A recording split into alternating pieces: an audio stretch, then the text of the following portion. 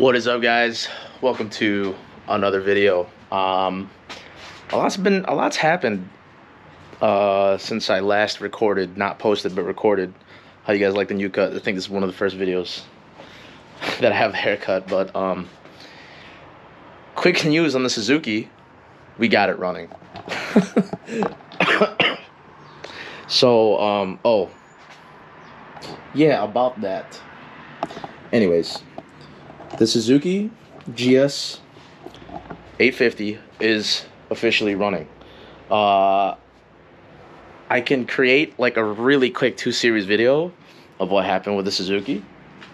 But it's funny because this is probably one of the bikes that I was really worried about.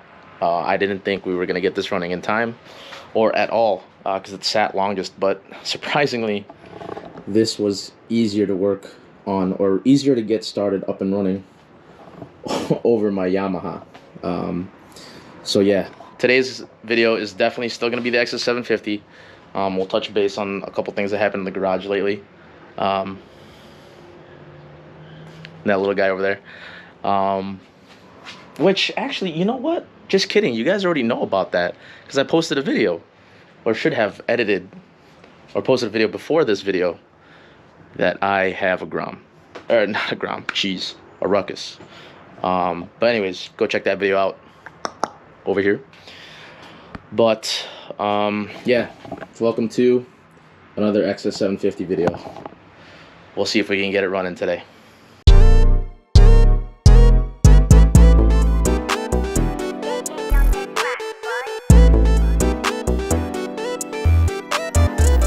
Alright, so I don't know where I left off with this. As usual, I don't know where I left off recording the XS750 because there's a lot of times where I kind of just tinker around without the video camera just because I want to get this thing running. Couple updates. I had to look through the playback, but the last time I talked about this bike, I was trying to get it started. For some reason I couldn't, or I think I got it running, but I didn't want to put the airbox in. Well, we have AirPods now, and no, not the Apple AirPods, but filter pods, I think I should call it. Yeah, it's a replacement for the AirBox. It's obviously, look at this, it's way easier to put these on than to put that whole, where is it? I don't even know where it's there. That box right there on the ground next to my XSR. It's either to just pop these guys on, screw it tight, and be done. But the issues that I'm facing right now, as you can tell with the spark plugs, is now it's not running even without the air filter, because I have it set so that it could be running rich. For some reason I still can't get it to turn on. So one of the few things that I did today, or the past few days, was check for spark. I know for a fact the coils are good because I put a known good spark in each one of these guys, and each time I got a spark on each of the coils, so the coils aren't bad. My issue was not the 2 spark plugs, but I have a feeling it's this guy. This spark plug is really hard to get out. It was like really it was seized it was really seized pretty bad. So I had these two OEM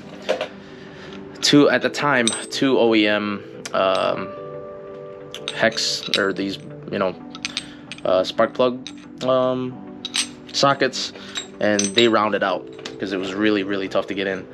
Thankfully, shout out to my boy Franco. I appreciate you, bro. Sparkplug socket. I have the size, but it was just too thick to get inside that really, you know, tight space there. But luckily with his tool, I was able to yank it just now off, like just today, right now. I didn't record it because I was just stressed trying to get it out. I finally got it out. I tested it. We can take it out now, actually.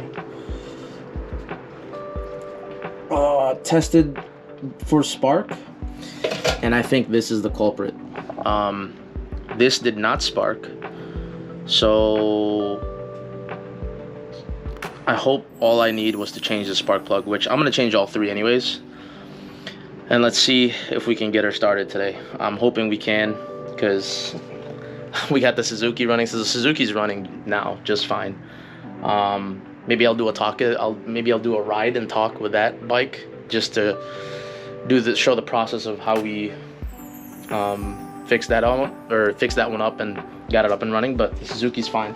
It's funny though, because just like with my old bike, for those of you who know, my old bike GS500F, it had a leak issue. Well,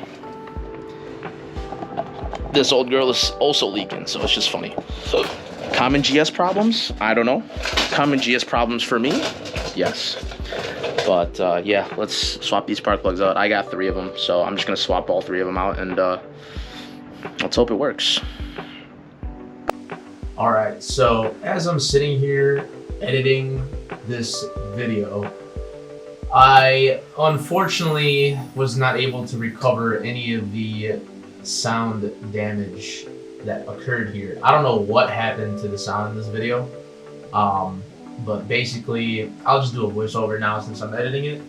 But nothing really happened in this clip. Here I am, I'm just literally taking out all the 3 spark plugs here. So that's what I'm doing right now. And I exchanged them all for the 3 spark plugs. Like I said previous to this clip, cylinder 1 or cylinder 3, whatever, the most farthest left or furthest right spark plug was the issue. The coils were fine because, like I said, I tested it, but that last spark plug was the reason why my bike was just not turning on.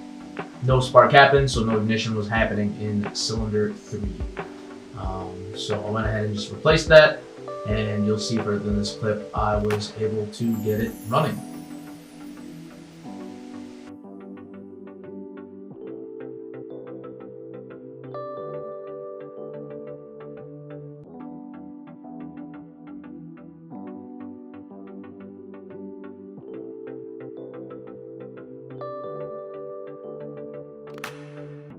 As you can see by that hooray, the little celebration that I have, the bike started perfectly, actually.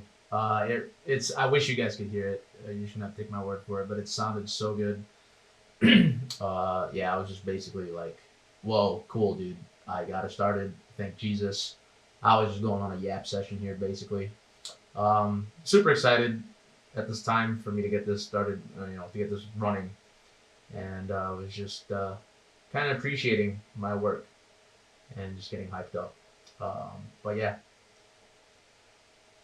I was able to get the spark plug in there, and now it's all running. I wish I remember what I said here, but I really don't.